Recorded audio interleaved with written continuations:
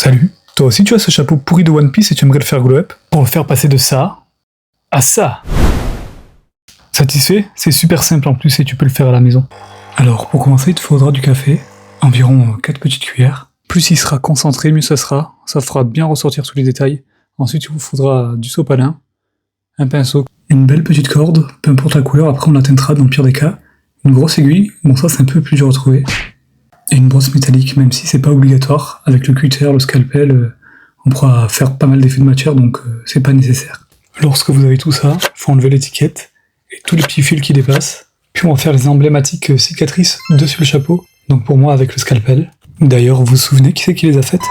Une fois que c'est fait, n'hésitez pas à les agrandir ou à mettre vos doigts dedans pour vraiment les abîmer un peu plus et faire toujours plus de matière. Faut vraiment faire comme s'il avait vécu 200 ans après Luffy. J'exagère un peu, mais c'est pour vous faire comprendre qu'il faut faire vivre ce chapeau et lui donner toutes les aventures qu'il a vécues. Comme je vous ai dit tout à l'heure, là j'utilise une brosse métallique, mais vous, avec le cutter, genre vous insistez au même endroit plusieurs fois, et ça marchera vraiment très bien.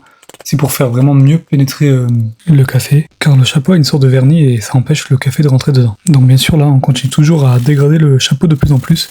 Franchement, moi j'aime bien quand c'est bien abîmé, après vous arrêtez quand vous voulez. Donc moi, je m'arrête ici. J'espère que vous y êtes arrivés, car l'étape qui suit est un peu plus dure. Enfin ça, c'est pour les gens qui ont jamais cousu de leur vie. En vrai, c'est surtout un peu long, mais sinon, rien de très compliqué.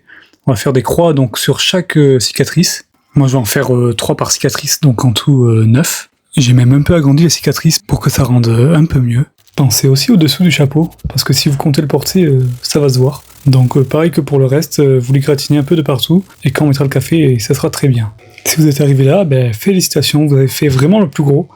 Là, c'est vraiment du pipi de chien, ou de chat, je sais plus. Donc je vais un peu essayer de le froisser de partout, mais ça va pas trop marcher en vrai.